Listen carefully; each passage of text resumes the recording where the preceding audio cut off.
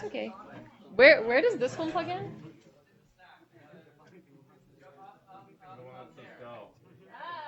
the one that looks like a computer. Thanks, everyone. Group project.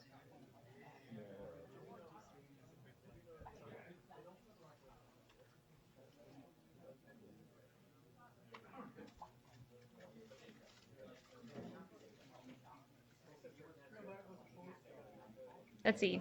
I think it should be seeing it. Why don't you take a look on there and see if you can find. So I have to go to the computer, I right? think you have to go to computer. I also use a Mac, so maybe you have to tap to a computer. No, that looks right. Maybe NT. This one, maybe? Nope, no.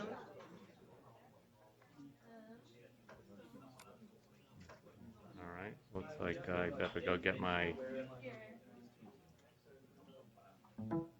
See if something pops up. Oh. Installing device driver. That looks good. If not, your computer, you're welcome to grab Yeah, yours. I better. Why don't you ask someone if they know what they're doing? I'll go get my map. Okay. Oh, I think we got it. I think we've got it. I assume this is it. Kangaroo. Yeah, that is it. Yeah, they got the projector on though. Once we get it up, Oh, we'll get it up on this one and then deal with the next part. Cool. okay. Now let's see. How do I go back to here? On. So that should. Okay, so that will be warming up. I'll introduce you. And then hopefully we'll be Okay. ready to go in a And second. It's flat. I think it'll. do I bring down the screen? The screen? Do I have to get the screen to come down somehow? No, it should. Put that right. Oh, here it comes. It'll be right on the wall. Oh, We're very advanced here I see. for reasons that are. Okay. And how do I see what's going on here? So we'll go back to here once it. Oh, once it's done. Okay. Okay.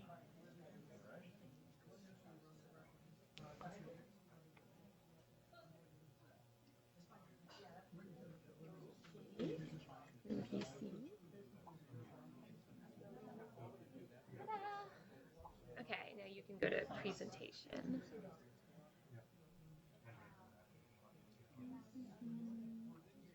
I don't know how to do this in. Here. I think Full I can screen do. mode? Yeah. Let me just see if I can figure out how to Then get back. Also. You navigate with the arrows. Okay. Fine. Yeah. Cool. Full screen mode apparently. Is Yeah. the. Yeah. All right. Okay. I think we're ready to get started. So I hope everyone has food and is comfortable. And we're very excited today to have Dr. Jamie Robbins, who is the Mitchell and Robin Laffoley Down Professor of Epidemiology at the Harvard School of Public Health.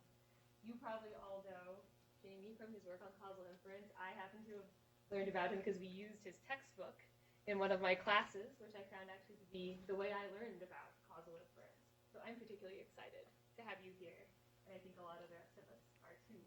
I am also very excited because this talk looks fascinating. I think it's the first time that I've got a talk in which the abstract claimed that it would address the nature of reality. So should be a treat for all of us. And there's also to note there's a paper on the website. So if you go to, it's now filed under past presentations because I guess the event management system is very precise. So once it is started, it is now past. So past presentations and scroll down to James Robbins. I think this is going to be a great talk, and I'll let you take it away. Okay. When do I finish? Just so I You know. can go probably for about an hour, maybe a little less, and then we'll have time for Q&A. And do you want people to just chime in if they have something to say? Yeah. I figured. I'll tell them to shut up if I don't like. Okay. So thanks for having me. So my role in these as I get older is becoming more and more performance art, and today I'm going for the ultimate, the nature of reality. Uh, vis-a-vis the paper, so that paper is sort of in progress, and I hadn't looked at it for about 4 or 5 months and or something, and I just looked, in preparing this, looked carefully at it. Don't download that paper. I found 11 mistakes so far. There'll be a new one on Monday because we do have to submit it by Monday, but there are all sorts of errors in the paper now, so just wait 3 days. Okay. So some background for all this. And this is joint work with Tyler Vanderweel and Richard Gill, which you'll hear more about. So when people often talk about, is the world stochastic or deterministic? Before they get into causality. And I'm just trying to say what the people think about when they think about quantum mechanics.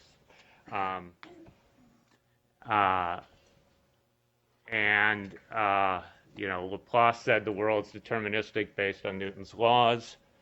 Everybody knows that quantum mechanics implies the world is stochastic, that is, God plays dice, and Einstein didn't like that. What does that mean? Well, so quantum mechanics says you have uranium atoms that are going to decay. They're all completely identical. Each has an identical associated distribution. That is, it's a stochastic object, and it's completely random. There's nothing inside that atom to look any further about when any given one's going to pop off and decay. While determinism says each uranium atom is actually different, though there's a hidden variable. And so each uranium has a fixed but unobservable survival time that it's going to decay. And these survival times are IID draws from an exponential distribution with the same half-life. So in the data looks exactly the same because we don't have a hidden variable. And so from the data, we can't tell whether the world is stochastic or the world is deterministic, but there's a hidden variable. So everybody understands this distinction. And so somehow people say, but quantum mechanics says the world is stochastic.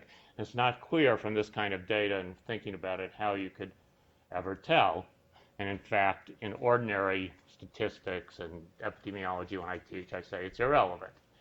And just so you get to the bottom line, because one of the questions I said I would answer is what's the relevance of everything I'm going to explain today about my understanding of quantum mechanics and the nature of reality for what we do every day in sciences where we're not down to the level of electrons and so forth. And the final answer is it has nothing to do with it, so just enjoy yourself.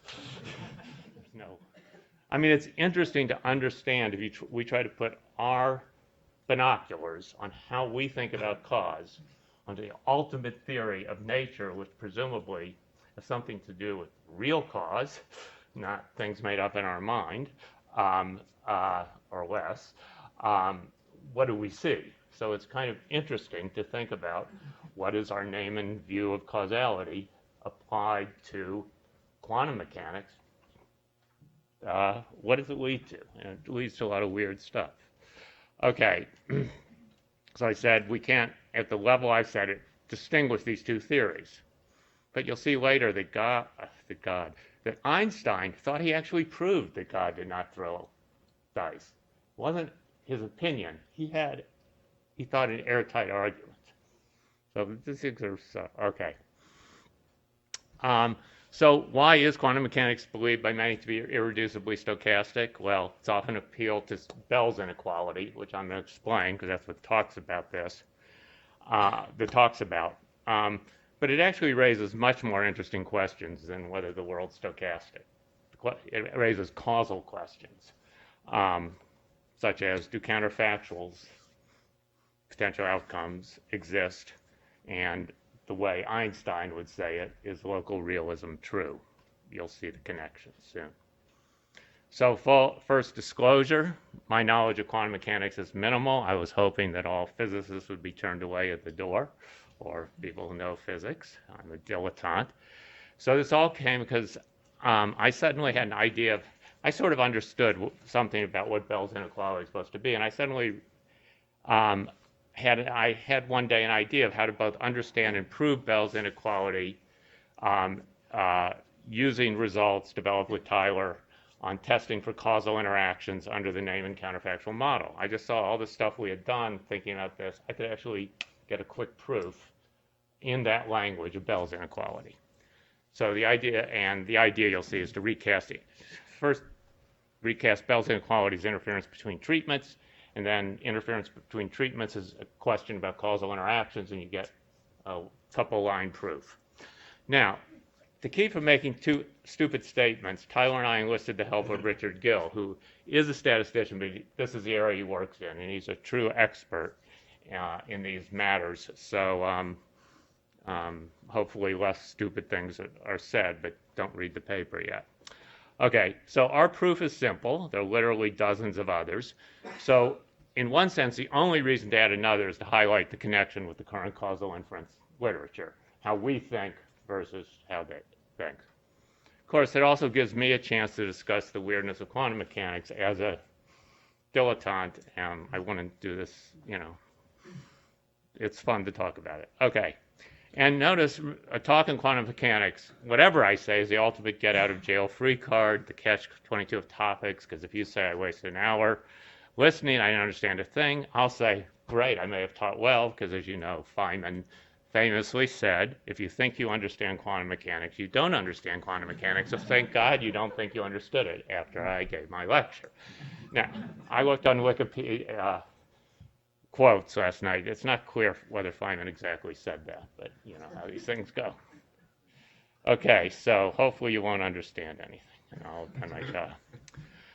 Okay, so I'm going to motivate the proof and the connection with counterfactuals and with quantum mechanics with a brief history of Bell's inequality in physics.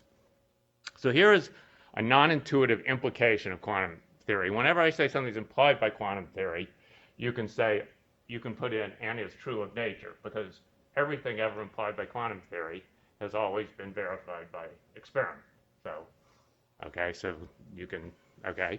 So I take a pair of spin 1/2 particles. Those are particles that have a little, they're spinning with a magnetic moment around their axis. None of this is going to matter. You won't need to know anything. So let's say electrons, or an electron and a positron.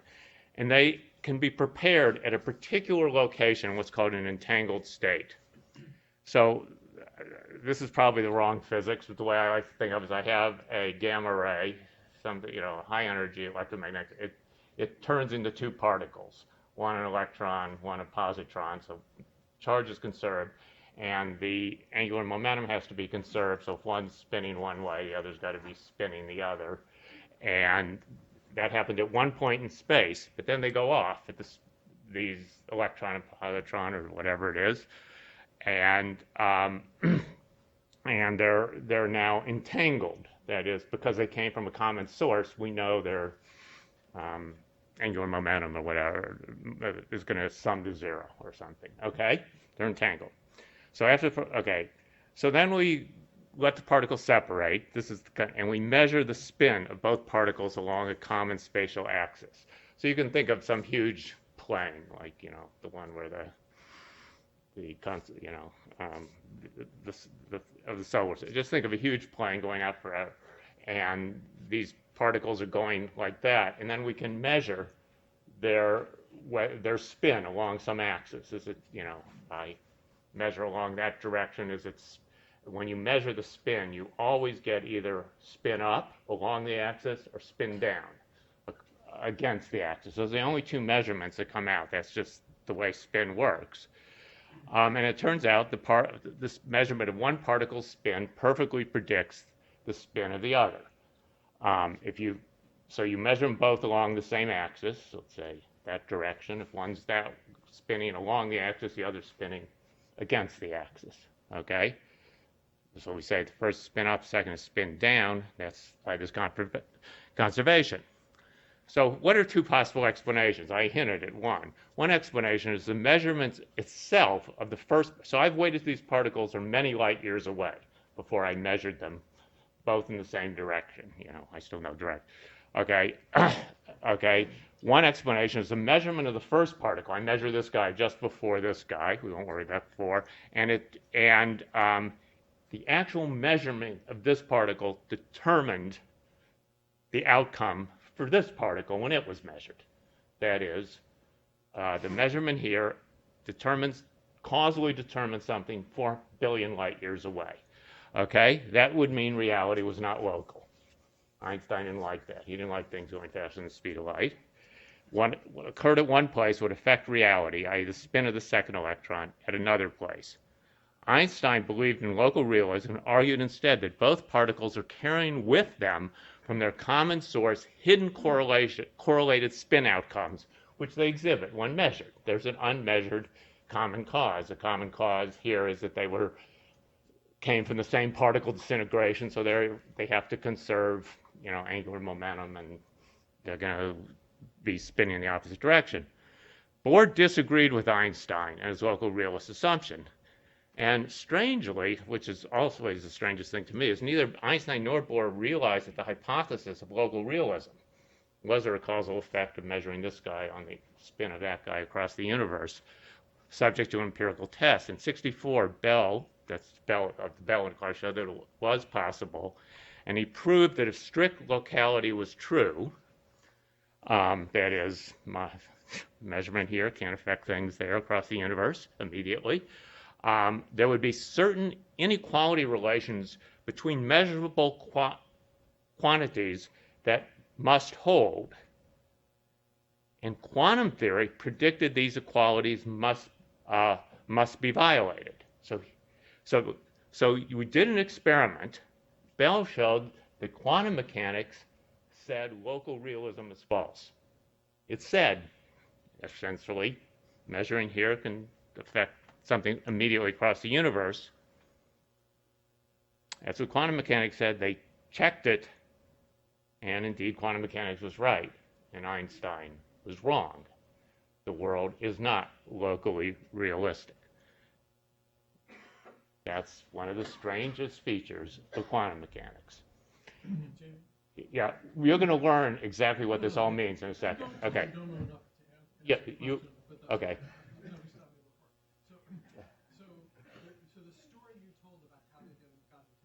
That was only one possible story, not the right one. Okay. Oh, okay. They would skip that step. They would say something happens and they get entangled. What you said was there's these two particles that get created at the same moment, and because of the conservation of angular momentum, it's like two tennis balls. You hit them, one's going to go one way, and the other's going to go the other way. So there's no way for. That was Einstein. That was the Einstein. Yeah, that's what Einstein was hoping was always going to happen. Right. But I'm going to show you more complicated experiments than measuring them across a single axis. That's going to prove that logically cannot be all that's going on. And you're going to see the proof by the end of this talk. Okay? So this is all physics mumbo jumbo, so I don't know what I'm talking about. Gary asked a question. He didn't know what he was talking about. I didn't know what the answer was. But we do have a language we can talk in, and I'm now going to relate all this to a well-posed problem in Neyman's counterfactual causality. We have two particles. We can measure the spin, that's just some outcome to us, along any axis. What does that mean? Let x1 and x2 be two interventions or treatments, taking the values 0, 1, or 2.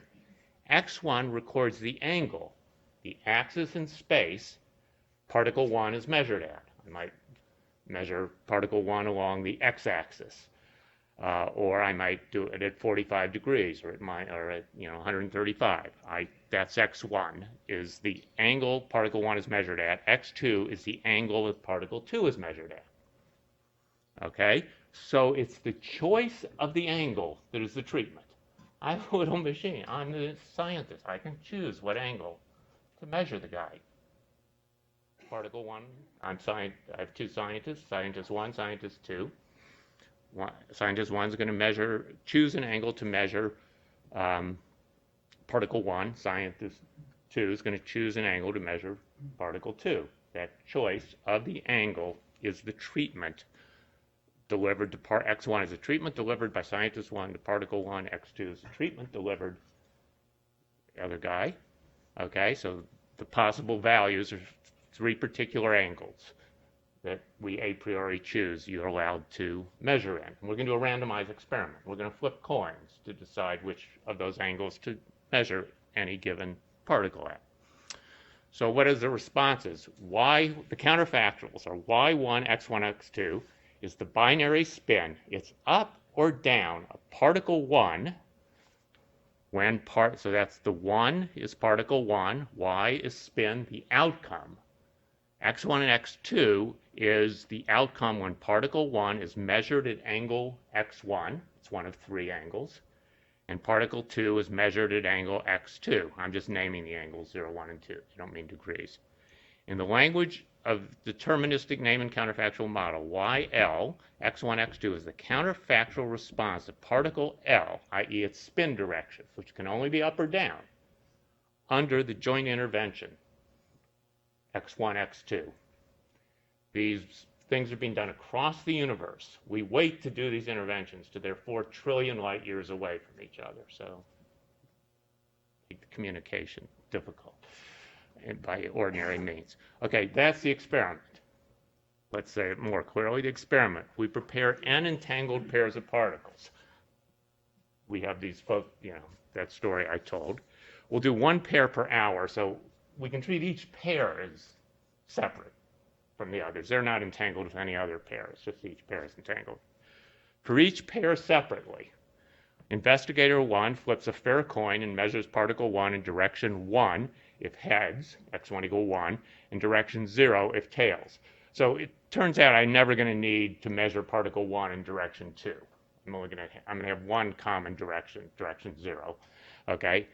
Investigator 2 is going to flip a second independent fair coin, and he's going to measure particle 2 in direction 2 if heads, and direction 0 if tails. Okay? So we're just basically doing complete randomizing which direction we're going to measure each one in, except we always choose for, we only have one overlapping treatment. So because we've done an experiment, and because we're going to assume that we've done this a billion of times, and this is about identification, we're going to just assume that the results of the experiment are known. That is, we make small n trillions of pairs. So I'll finally know. I'll look at the times when I put x1. I look at the experimental cases where for those particles where x1 was little x1 and x2 was little x2. As I say, x1's in there, x2's in there. Those are angles. And I'll look whether x1's spin was up, equal little y1, up is 1, down is -1, and I'll look at what y2's spin was. That's the data from my experiment. They've done this experiment or something like it. Now, by randomization, I'm flipping coins to choose x1 and x2. My counterfactuals are going to be independent of the treatments, right? I mean, it's just a regular randomized trial. Okay? So, and so I'm just going to be able to take the joint distribution of the counterfactuals is just going to be the distribution of the observed y's in those subset of the experiments where among the cases where x1 was x1 and x2 was x2. It's just the usual thing, okay? So that's my experiment. I get to know the joint distribution of these counterfactuals. Now, consider the hypothesis that the spin YL measured on one particle L does not depend on the angle at which the other particle is measured. This can be stated as for all angles x1 and x2, particle 1, when measured direction x2, and particle 2, x1, particle 2 measured in x2, only depends on what measurement direction you chose for x1, because that's the other guys across the universe, okay? So in the language counterfactual theory, the hypothesis I just put up is a hypothesis of no interference between treatments. Okay? It doesn't matter what you do to a guy across the universe, what treatment you give him, whatever. In the language of physics, it's referred to as a hypothesis of no local hidden variables. It's going to also turn out, in a moment I'm going to explain, it's also known in physics as a hypothesis of local realism. It's what Einstein was talking about. Exactly, numerically. This is Einstein. This is his claim that everybody turned out to be wrong. Okay? We shall see that the hypothesis, strangely, is experimentally testable through these Bell's inequalities, and explain it, and it was done, and it was falsified. Quantum mechanics says it was going to be false, and it was false. Einstein said it was going to be true.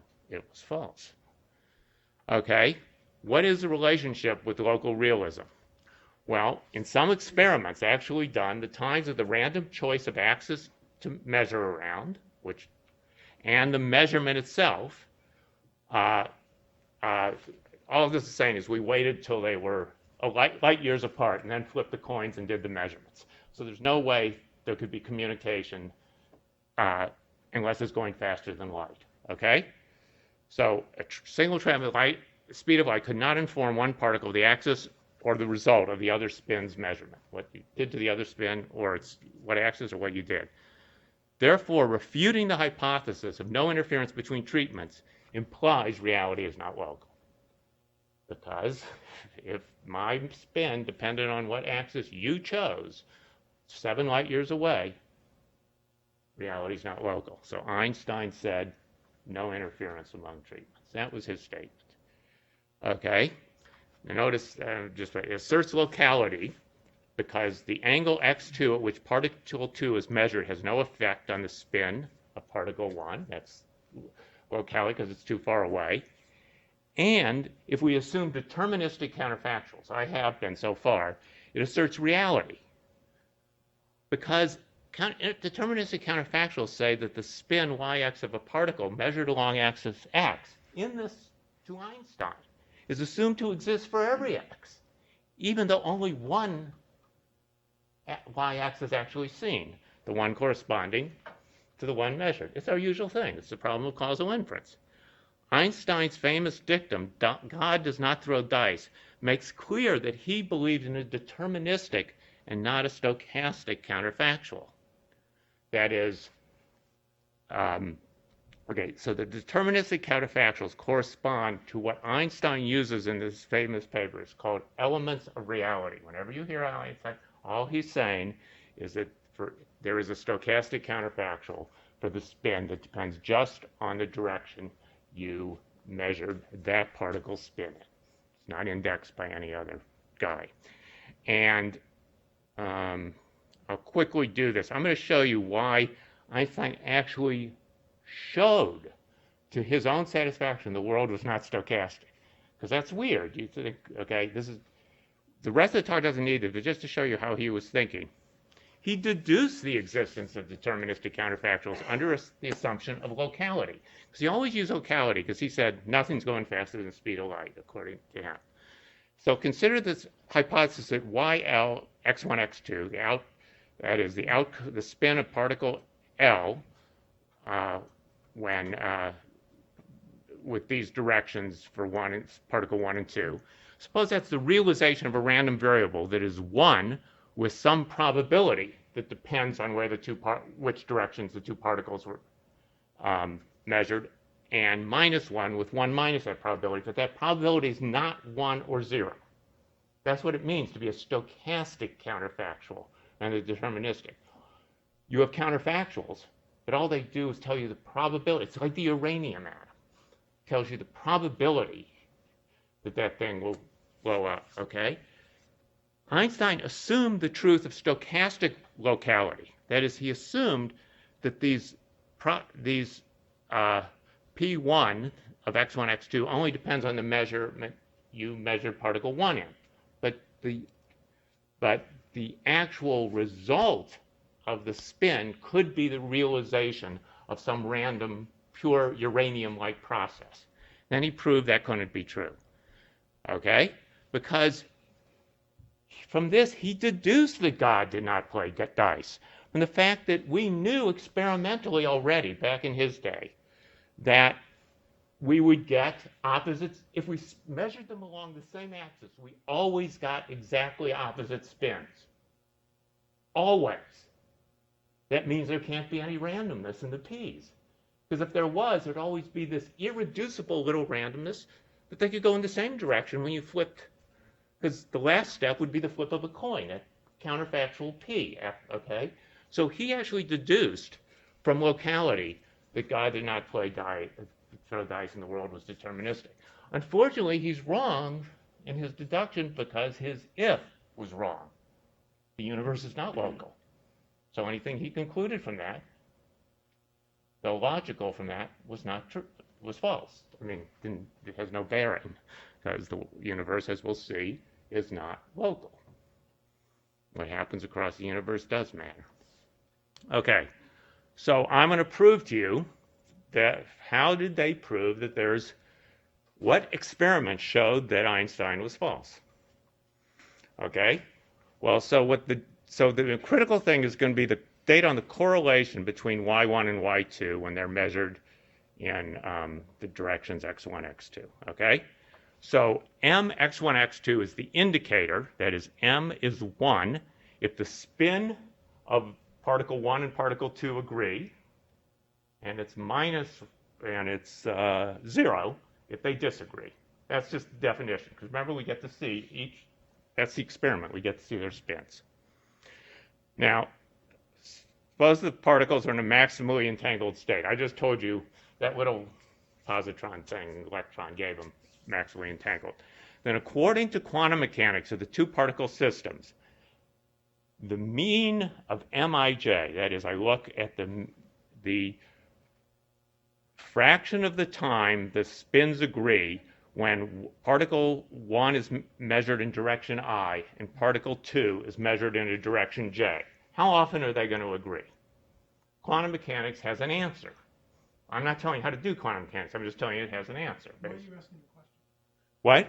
Why are you asking the question? Because this is the quantity, experimental quantity they're going to calculate that's going to prove Einstein was wrong, and that there is interference among treatments across the universe. Okay? And they actually did the experiment across the universe. That is, they did it far enough away so light didn't have time to communicate the flip of that coin or the outcome of that measurement. Okay? They took it all seriously. Okay?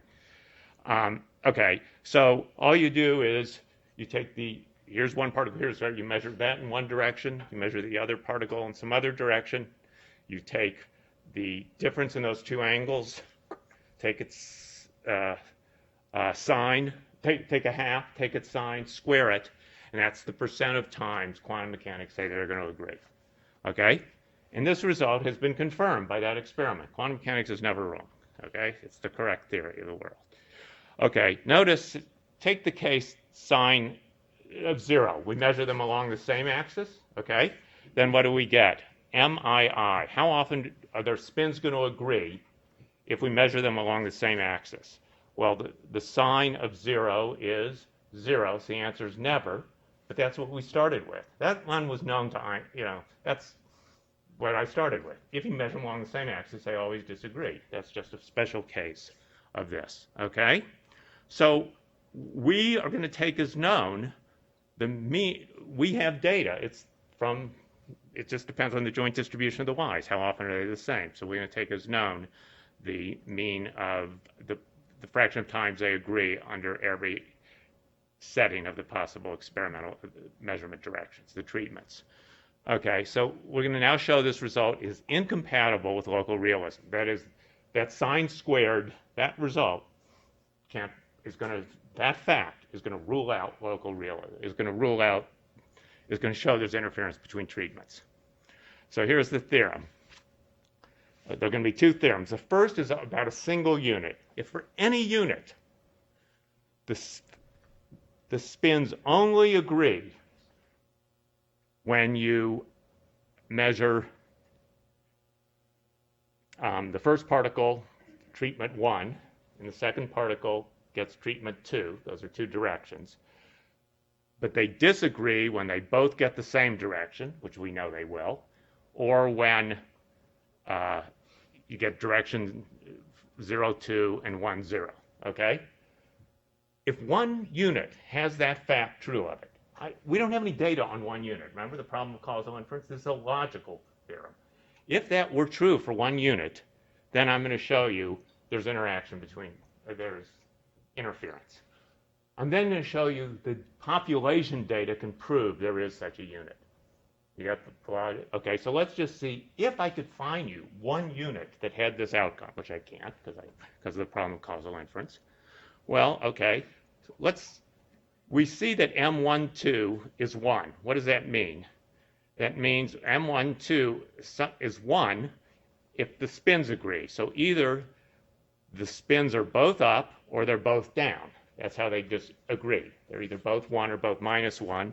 And remember, the spin of particle 1, and I'm doing it under the null. I'm going to reject the null hypothesis. So I'm doing it under the null. I'm just indexing the spin of particle 1 by the direction it was measured. It was measured in direction 1, the other in direction 2. Because I'm going to show you that if you assume that's the case, that's only one index, the data rejects it. Okay? Okay, so let's do the proof. So there are two cases. I'm just going to do one of them because the logic's the same. So let's do the case that both spins are up. Okay? So remember what Mij is. It says the indicator the spins agree. Okay? So remember the data is the M is 0. The spins don't agree unless I is 1 and j is 2. Okay? So M02 equals 0. We're given. That's our data. And I'm doing a special case where y, the second guy, is spin up when you give him 2. Remember, because we're doing the special case, both spins are up. Okay? That implies y10 must be -1, because when we know we do the first guy, treat him with 0, the second guy at 2, the spins are in opposite direction, but that was up, so that guy's got to be down. Let's do the other one. Let's do where this guy got 1 and 2 got 0. Well, we know, again, the spins are going to disagree. We know by our special case we're doing that y11 is 1, so y20 must be down. But we just learned, since we learned that, and we know M00 is 0, they always disagree if you do in the same direction, I know that y10, the other particle, has to be up if that's down. All these were true. Y10 is -1, y10 is 1. Can't be. We have contradiction. So if we could find just one particle in the universe that only agreed on their spins when under these two measurements, particle 1 and direction 1, we're done. Okay? But that's easy because we know the means of these guys. So if I could show you that the mean of this guy, the mean of what percent have spins in the same direction when I treat with 1, 2, minus the other 3 is greater than 0, I claim there must exist some such unit. Here's the proof, by contradiction. Suppose there were no units that had agreed only with treatments 1, 2. The spins agreed. Then, okay, if there was no such unit, then this guy is 0. These guys are all positive or 0. I'd have to have this be less than 0, right? If there was no such unit in the population, M12 is 0 for everybody, right? Let me say it again. The only way you can get this quantity to be greater than 0, etc., is to have one of these people. If there's none of these people, how could this ever be greater than 0? It can't. Because to be greater than 0, you need this guy to be 1 and the rest of them to be 0. That's the only possibilities. So if there were no unit, this would have to be less than 0. But since expectations are linear, if this is less than 0, it means the mean of that's less than 0. You break it up into the pieces. I have data on each of these. And when I have data on each of these, you can see that there's directions that I can choose the directions of measurement so that this guy is positive. Okay. In other words, I can choose directions of measurements, knowing quantum mechanics, that this guy isn't less than 0, proving there is such a person, proving I have interference between treatments. Okay? That's the logic. I choose 3 directions, use that sine squared thing. I show you this guy is not, I should demonstrate some directions where this isn't less than 0, which means there has to be a unit like that, which means there has to be interference among treatments, which means something across the universe, a measurement across the universe caused something here, on the other side. There was interference. Okay? And the connection with what I was doing is this theorem 2 has been used in the causal literature on the interaction of 2 treatments, like between a genetic and environmental exposure. And if the 2 treatments you have the outcome only, think of M as the outcome, only when you get both treatments. That's called an epistatic interaction. And the test I just showed you is how you take data from a randomized experiment on 2 treatments in an ordinary epi study to show that there is units like this, that there is epistatic interactions. So the idea of doing that contrast was already in that literature. If you wanted to find that there was a unit that had the outcome 1 only under both treatments, that's how you did it. It's the test I just said. And the next step was that the problem of testing for an epistatic interaction, that is, you only have the outcome M when you both get treatment, between 2 treatments within a single subject is formally equivalent to testing the hypothesis of no interference between 2 treatments between 2 subjects.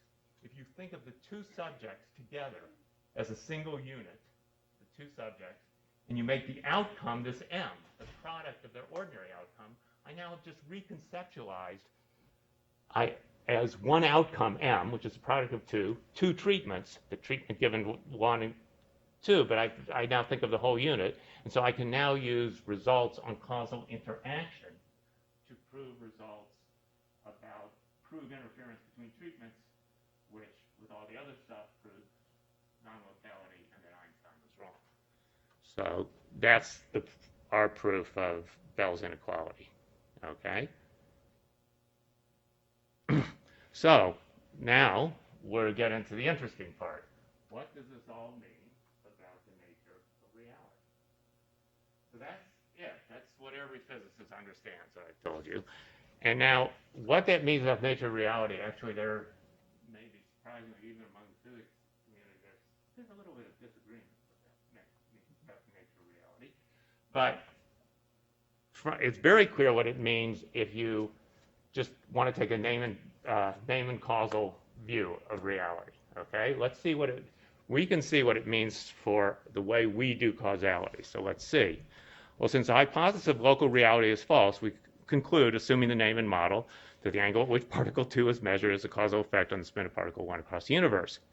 Notice I'm still supposing the name and model. That is, there are these deterministic counterfactuals. Thus, our assumption of reality remains. Reality is that these counterfactuals exist. It's just no longer local. It's indexed by the treatment you get on 2 sides of the universe. Okay? That is, given the reality of a name and model, we conclude a cause, the measurement direction on 2, and its effect on the outcome, the spin of 1, instantly faster than the speed of light could ever get that knowledge there. Now, what does it have to do with irreducibly stochastic?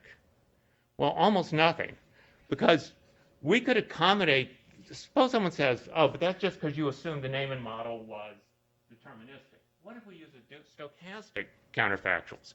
Well, I've already discussed this, but now we've ruled out local reality, so Einstein's argument doesn't work anymore, right? He proved God didn't throw dice once he assumed local reality, but local reality was false, so his argument's false. Okay, so let's see what we learned about dice. We could suppose now we again assumed stochastic counterfactuals, like I said before, they're probabilities, but indexed by the directions both particles are measured in, and the measured spin are just random realizations of those, they're flips of a coin of these stochastic probabilities. Okay, that is, the elements of reality are counterfactual probabilities, and God does play dice. Then our hypothesis of stochastic locality is then that these random probabilities don't depend on I and J. But that helps not at all. You still, my old argument, you can show goes through. That is, the issue of whether the world's stochastic or deterministic isn't the interesting thing at this level. It's causality. It's that what you do on that side of the universe affects instantaneously the spin on this. And that weirdness is not gotten away. That doesn't go away by saying, oh, well, we'll assume there's stochastic contact. It has nothing to do with the game or what's so weird here. Okay? Now, this is all not so upsetting so far. Okay, quantum mechanics is crazy. You never been across the universe. You maybe didn't believe so much in relativity. I mean, your paycheck doesn't depend on it, whether you believe in relativity. So maybe just say, okay, thank God we've got Neyman counterfactuals. We know how to reason with them. We've been able to use them in experiments to learn that a treatment there affects, an outcome across the universe instantaneously. You just have no idea yet, as I'm now going to explain to you, just how weird quantum mechanics is. Remember Feynman's quote. Well, let's just see just how weird it is. Okay, we have proved that y1, let's just do the spin of particle 1. I measure it in direction x1, but depending on whether I measure particle 2 in direction 0 or direction 2, I get different results for different units. That's what we mean. We have some units, there's a causal effect. That is, there is action at a distance, instantaneous effects of causes. Now, so let's consider another question. Let's look at the average causal effect. So I'm going to compare the mean of this guy to the mean of that guy. What do I mean by the mean? Remember, I'm doing all these repeated experiments. I make my 2, I measure. Okay, so I'm looking at the average causal difference, this contrast, which you can say is the direct effect, the population direct effect of treatment of the measurement on particle 2 on the outcome of particle 1 when we keep the measurement on particle 1 direction fixed. That's a direct effect. I wonder if that's not 0. Well, we have empirical evidence about that. Remember the same trial, we just take the empirical, we had a pure randomized trial, so that's just a question of, the empirical question of whether these guys are not equal, right? Associations, causation are random, are different units, or the end guys are all, we do them an hour apart, there's nothing. If these aren't equal, that means we can transfer information faster than light, right? I want to tell you, like, if you yell at me here, I'm going to be really mad. Your partner happens to be across the universe. I got my good friend. You yell at me here. I do a certain measurement on my guy that tells my friend 4 light years away to immediately kill your partner. So you better be nice to me. I can communicate across the universe if, by deciding what to measure here, I can instantly influence the outcome of the thing, the guy Y1, the outcome the guy's going to see across the universe in his experiment. So here's another thing I want to understand. They say that even though quantum mechanics is apparently true, you can't actually transfer information. That's what I'm proving to you. So that's what's going to blow you. This is the final thing that's so weird. I have proved to you there are causal effects across the universe. No one disagrees with my proof. Now I'm asking you, let's then look at the magnitude of those causal effects on the population level. Are they, so I could have, so the point is, when I do this, so I could kill, I'll even kill your grandfather, because things go fast, going to half, you really go back to 6. Let's just do it with your partner. I kill them instantaneously across the universe by deciding what to measure here. But that's not what the data shows. The data show equality. That's what you said. There is nothing I can do here to change the expected outcome that you're going to get across the universe. So there's nothing I know that I have proved logically that things I'm doing here affect guys over there. And so the data show the average causal effect is zero. Zero. But is But the inequality proves there is a causal effect on some individual. But the data show not only is that true, but they have to balance perfectly. So you can never see an average causal effect. But you can conclusively prove there is individual So causal in effect. other words, the variance. That's with quantum mechanics. In other words, you can prove that the variance of the causal effect is not zero. Yeah. And you can't learn anything about any of the individual causal effects. Not even you. So whoever made this universe is so incredibly clever that causes, if you believe in the Neyman model, causes are happening across the universe, and yet there's nothing you can do to tell anybody you can't transmit information. I want Wait, so her I- partner dead now. Can't do that. So help me not understand that. Okay? So if you did the experiment with one particle, then the average causal effect is equal to an individual causal effect. So I realize that the two particles cancel. No, okay, so we have to see, okay, so you have to go back to how I proved it. The data is like any causal randomized trial. I get to see each part. I see X1 and X2 are my treatment. I give the two treatments on tier 1 there, and I see the response. My outcome is M, or I can see the individual one. You can only get the two treatments. That's it. Or I could get some other ones, but on those two, I use those guys up as soon as I do it. Just like we have the fundamental problem of causal inference. I get to see any given pair. Call the unit is even bigger the observation of two. Under one choice of treatment, which is a joint treatment. Class 2. So the only way I was able to prove things were going on were logically. I proved that this M thing I was using, right, which is a product, had to do with the correlation structure, and therefore had to do with like the variance of the causal effect. Something about the correlation structure, but not in an individual trial. By averaging, I only have the usual thing. Exactly. So I was able to rule out logically, and it's very important that whenever you rule out all things that rule out lack of interference, that is, rule in interference among treatments, are all based on inequality. Well, why is that important? Because, why is it important? Mathematically, it's important because the dimension of the parameter space in the model where there aren't, so if Einstein was right, and everything's due to local correlation, and not simply measuring, the number of parameters I need to describe things doesn't change. What changes is, this is probably not, forget it, it's not a good, it was a mathematical technical thing.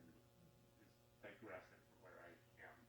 I was just confused. But basically, the way that you're characterizing this is so it's sort of the fundamental problem of the average causal effect on steroids. On steroids. Right.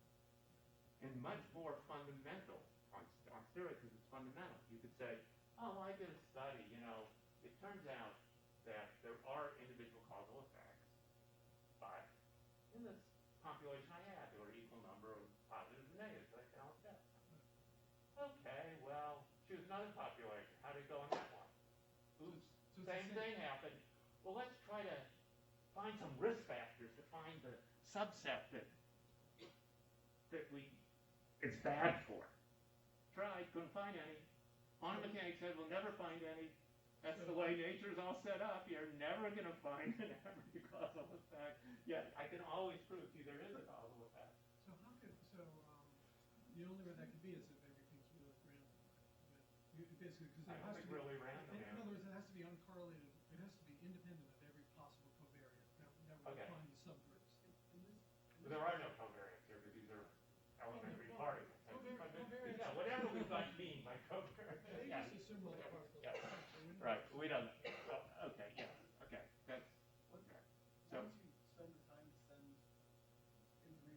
got treated which way from one side of the universe to the other, slowly. Right? Like once you actually have the full treatment, like, Yeah. looking up there, you're only looking at half of your treatment, like Yeah. a large amount of treatment. Yeah. Once you get your full treatment, you can actually start saying more things about your particles, or maybe not. Like, I'm not sure specifically what the question, I'm not sure what, I mean, you can eventually get all this, yeah, so the idea, you're basically saying that there's a treatment, and you prove that for some particles there's a treatment interaction. yeah, or, yeah, there's an interference, that, the other particles treatment affects your outcome, yeah. But, yeah, But I think the conclusion is only true for binary outcome, like Tyler's condition for testing interaction is true for binary Y. So, for continuous Y, I don't think you can get those testable let me conditions. just tell you that there is a literature on this in the quantum mechanics field. It's so deep that I will give you references. You can do all sorts of amazing things. It's not just.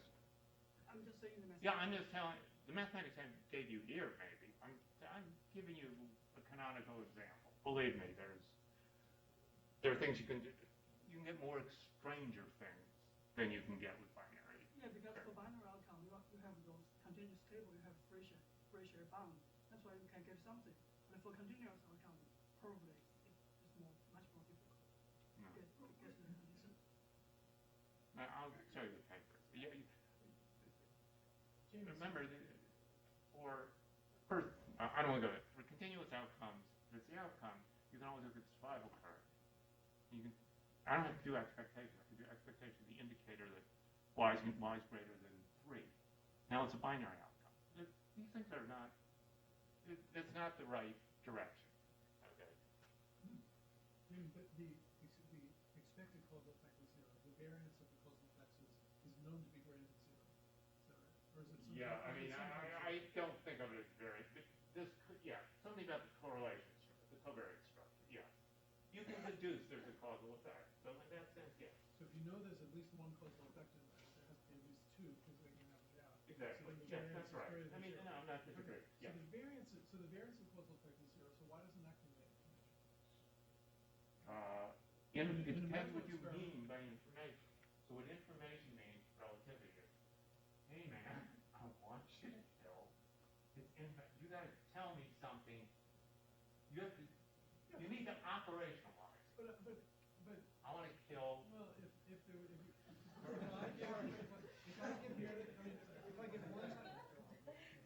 if I give one type of medicine to a population, it has the same effect on everybody. If I give another type of medicine to a population, it causes some people to live to 300 and kills everyone else. Right? That's very informative. So if you're saying that the variance is greater than zero, I want to know what is it, and it seems like it's informative. Like what? Yeah, it is. Okay. Like, do we actually know what the variance is of the causal effect? Yeah, everything. On these protons, everything counts. I'm talking their theorems, their max bound, min bound. If you want a question, they got the answer. They're very smart people. For that is, I promise you. So why won't that convey information? It's our problem is not whether it's conveyed information, it's what the meaning of the word information. I'm only interested in Einstein science.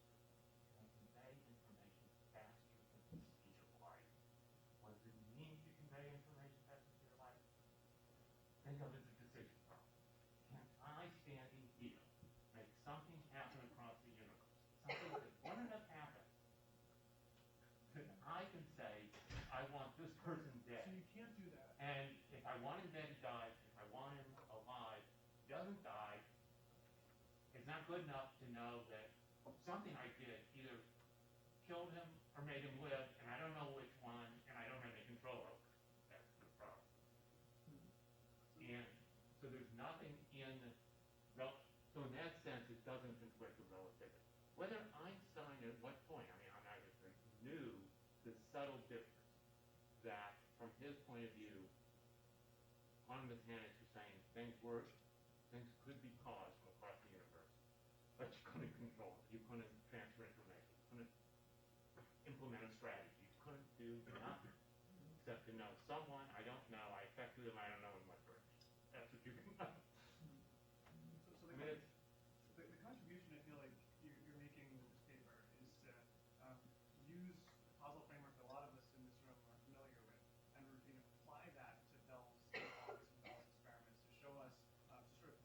they've done from a framework that we're familiar with. But I think I sort of shared Gary's frustration that framework takes me to a certain place where I want to make a conclusion that then you still have to hand wave and say, well, quantum mechanics is crazier than that. So I was hoping that the framework would sort of elucidate. Look, I don't, if Richard Feynman, Einstein got it wrong and Richard Feynman couldn't understand it, you're asking more than I'm going to deliver. I promise. But I want to finish. I haven't given you the easy interpretation. I mean, easy. I'll tell you the other one because I can't even explain the other one. So given how weird it is, a perhaps more radical point of view is that often attributed to the Copenhagen School. I'm going to give you one view of physicists.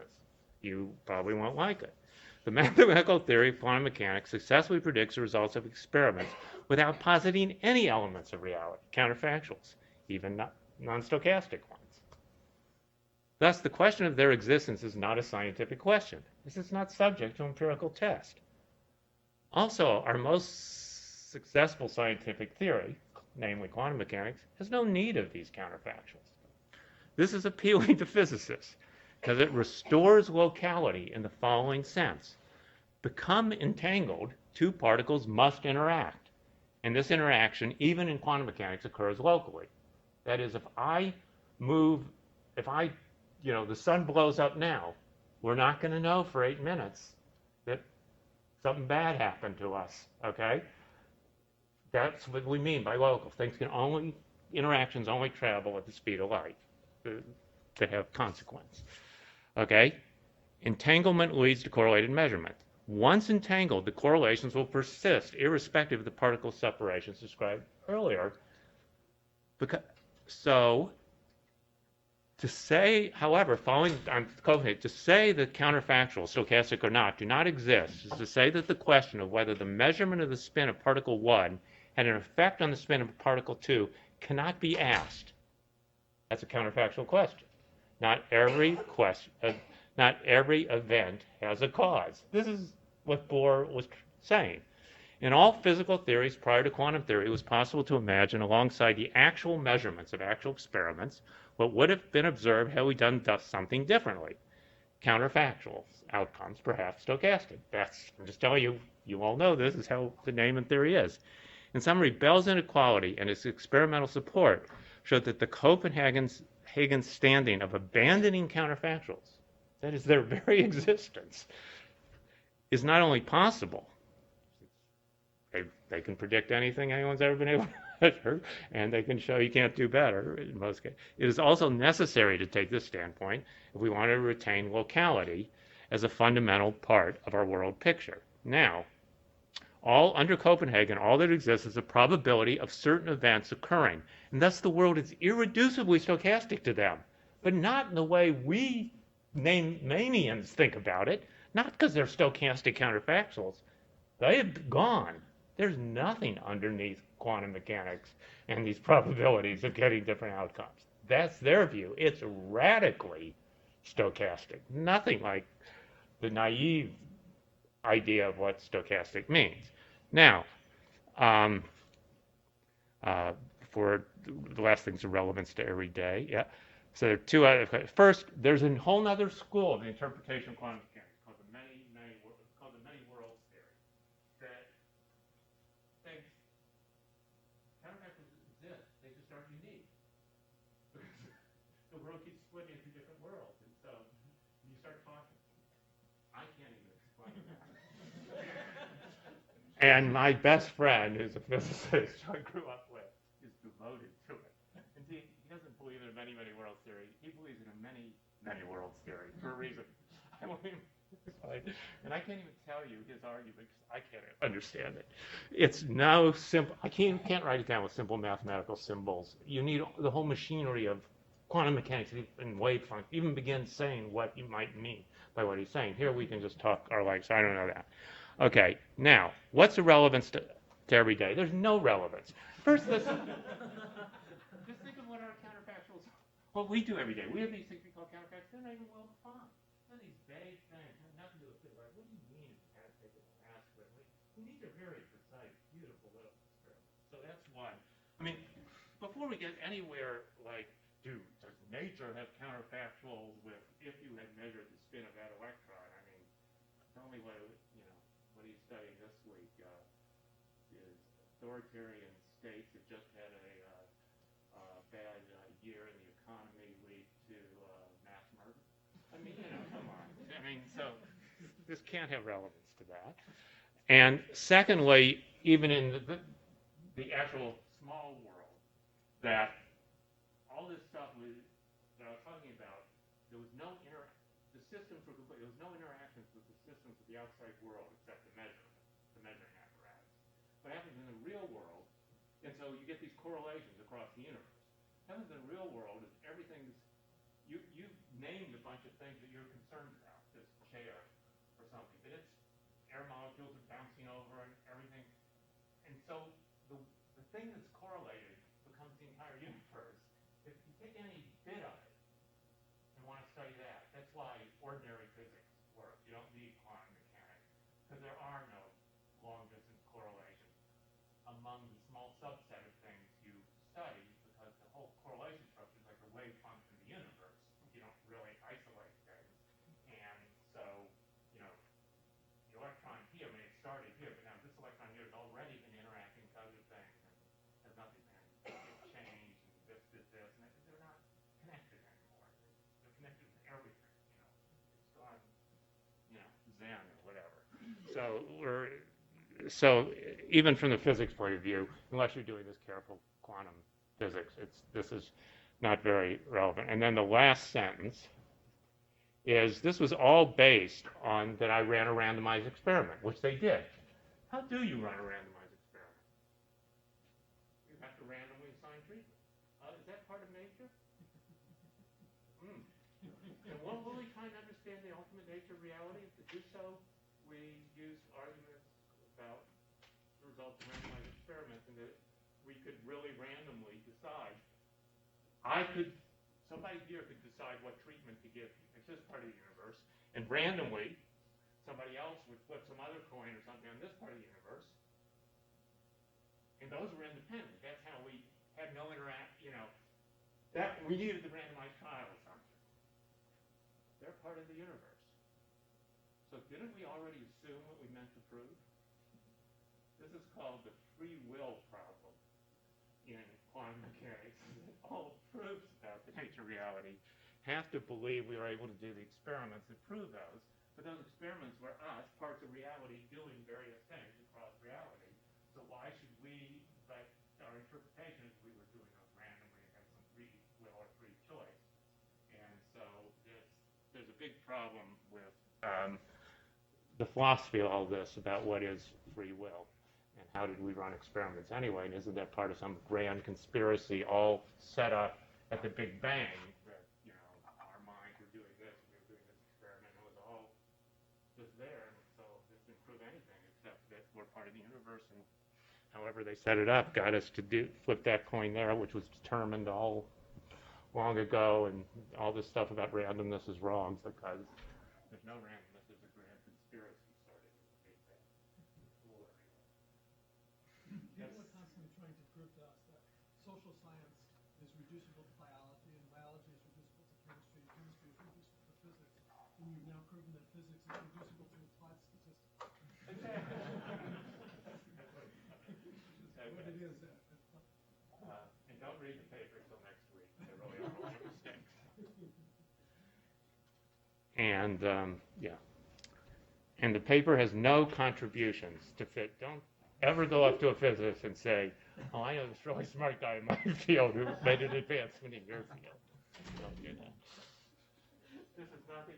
This is a different way of looking at it. There's nothing new here to the physicist. Okay. Oh.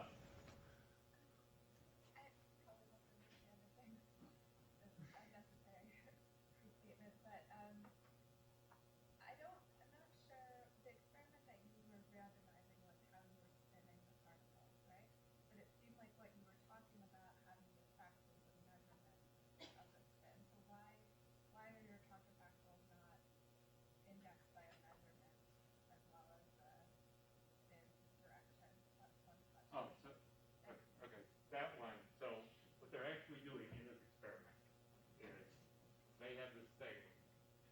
machine that measures spin in a direction. And they literally sit there in Paris. I think it was Paris and Orsay, I don't know, two towns, and the first one, 89, far enough apart in France that the light couldn't get. And they would literally use some random device. I don't know whether they, something like the local current resistor fluctuations in their computer or something, to choose whether to have the machine angled this way or that way, literally. They would do that, and then they would do a measurement. What you come out of the measurement thing called Y, it's a 1 or minus 1. So that's what they're actually doing. They're actually, from our point of view, running an experiment. So they're not manipulating the spin, they're manipulating how they're measuring. The direction. That's why the treatment is the direct axis on which it spins. They have a little machine. They put the client head, they find it spin in that direction, that direction. Spin's a weird thing. No matter what direction you do it in, its answer is either 1 or minus 1. I mean, spin itself is a crazy quantum mechanical concept, but just that's the map into a randomized puzzle.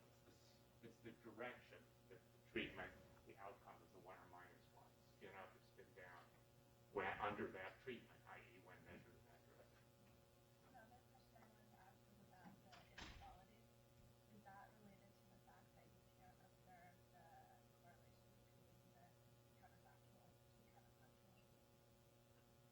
Yeah, so if you naively say you can't see the counter, but sort of in the opposite direction, because you naively say I can't see the correlation between two counterfactuals, so what can I learn knowing that they're about something about the joint distribution of counterfactuals? The variance of the treatment effect, these things are about the correlations between counterfactuals. And the point is that actually you can learn stuff because I have one more picture, if you have one more minute. For people who do graphs, the graphs tell the story. If I can, how did I get there? Oh, yeah. I just have to find the file.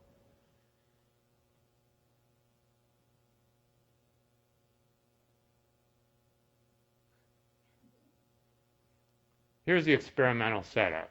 U is the event that entangled them. That's back in the past. That's, when whatever you did to make, that thing decay, okay? Then X1, X2 are the two treatments. Y1 and Y2 are the spins. The question I'm asking was whether that guy was there or that guy was there. Viewed as counterfactuals, this is people here last year. Here's the SWID associated with that. So I have the U, and then this is the X1 you would have had if I hadn't intervened. Here are the counterfactual. Yeah. What? What's swing? Single world intervention graph. That's fine, that way. But the point is in this data generator, suppose these, I don't know. I mean, it's fascinating, this whole thing. So what's from a point of view of a causal graph or a DAG, I don't know, maybe I shouldn't have it. What turns out that you can, this guy's unmeasured. In fact, you can think it's basically these counterfactuals, but you can still see that you can rule out the theory that this arrow and this arrow aren't there. That's what we're really doing. This is saying X1 causes both, X2 causes both. I know that X2 doesn't cause the marginal distribution of Y1. That's the thing we were talking about. No, because X1 doesn't have anything to do with the marginal distribution of Y2 when I set X2. But because this U only has arrows into the Y, and the X's, and not into the X's, and the X's are independent.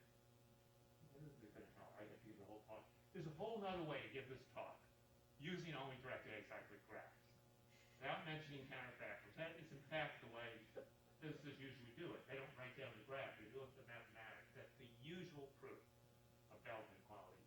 And it's because if you have a graph where you have X1 causes Y1, X2, there's a common cause U of both. And you know nothing about U. Nothing. Nonetheless, that puts restrictions on the joint distribution of the observables. If those restrictions don't hold in your data, then you know that that graph wasn't sufficient to have generated the data, and these arrows essentially must be there, even though there are no average causal effects. That's what's happening mathematically from the graph point of view.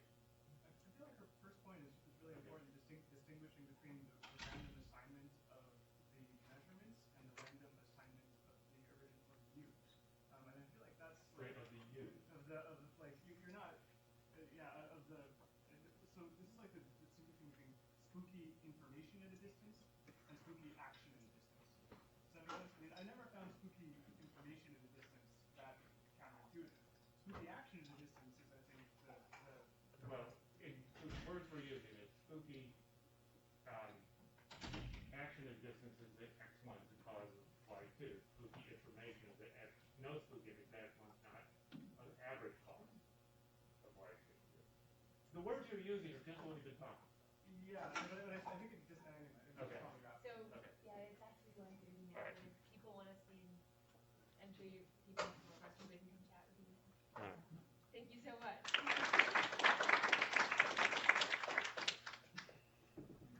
I think that's true. That was really fun. Thanks, I enjoyed that. I'm actually speaking with me. So that was fun. Well, you picked it and not average. Is that right? Usually we don't discuss the nature of reality. I'm a psychometrician, so I do work with scaling and statistics and stuff. So talk about how education score scales. I know what Dad scales. Education score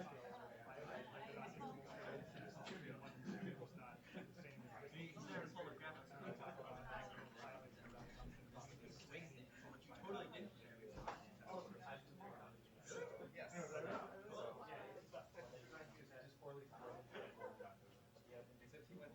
Real quick question. You did, yeah.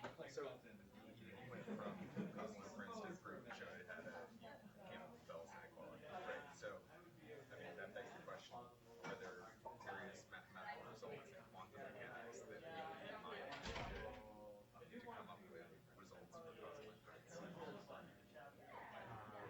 Well, I mean, that might be at one level, no. No.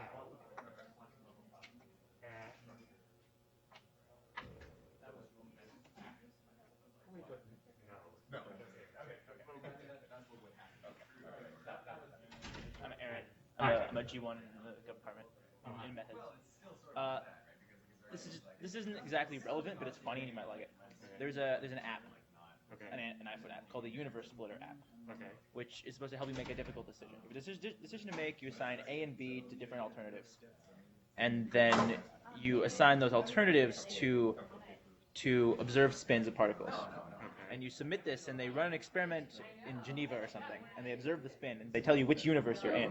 And based on which spin you observe, that's the universe you're in, and that's the alternative that you have to take based on the universe that you've established you're in. Yeah. My friend, I was telling you, Yeah. the one who believes in it. Right, yeah, I figured that'd be his thing. It's Yeah. really it's really clever, and the endorsements are like, yep, this is agrees with physics, I guess. It's really funny. humorous. Yeah, it's great. Yeah, would you? Yeah, certainly. I'll invite you.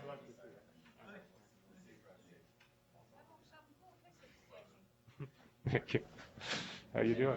Good. My voice went through Skype. All right. Thank you so much. That's great. For helping to make that happen. Good.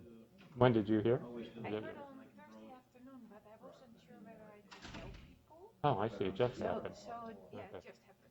Right. But I knew I would see you here, so I decided I will tell the person. Okay. Okay. Yes, I'm very happy. Okay. Excellent. Excellent.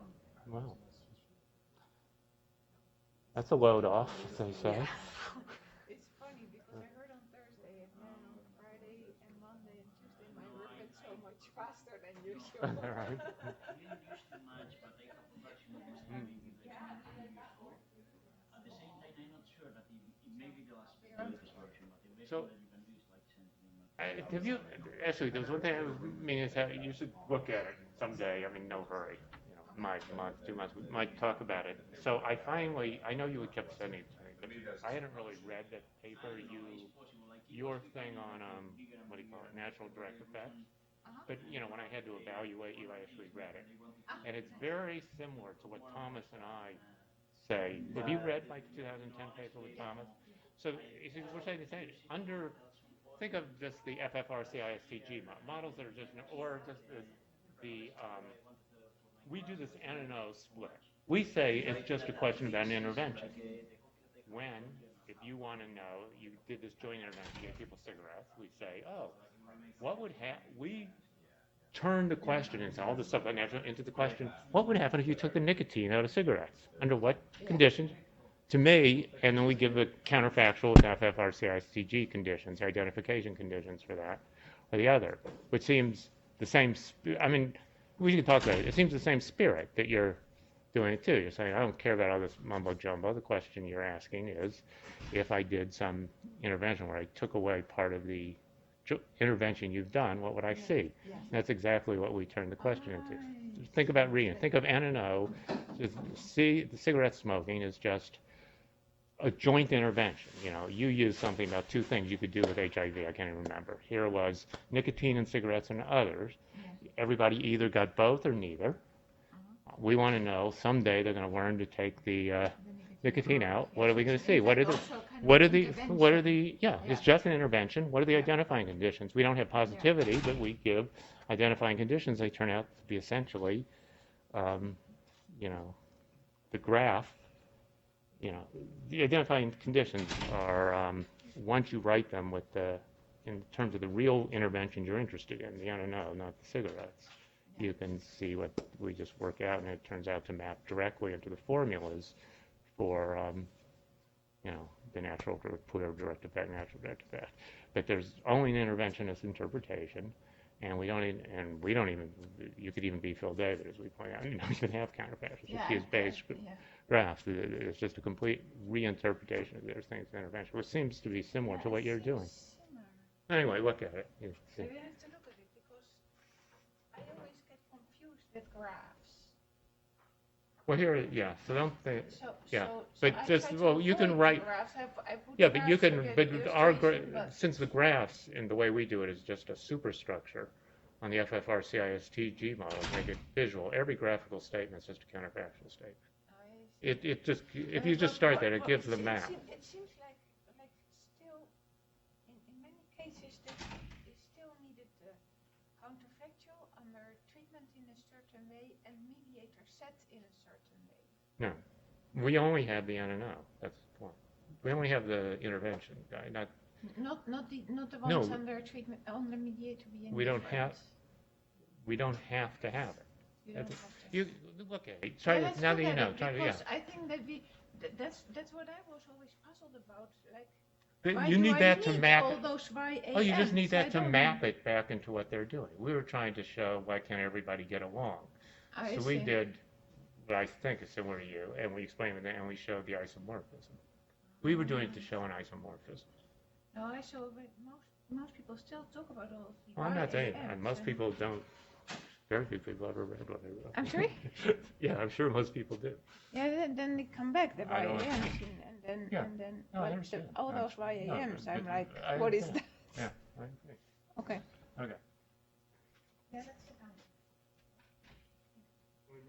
I found out more about the paper that is now written differently.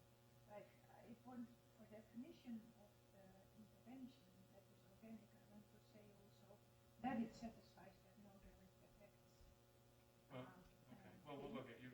And then for the Did you get your, let's make sure you get your disc. Oh, yeah. Eject.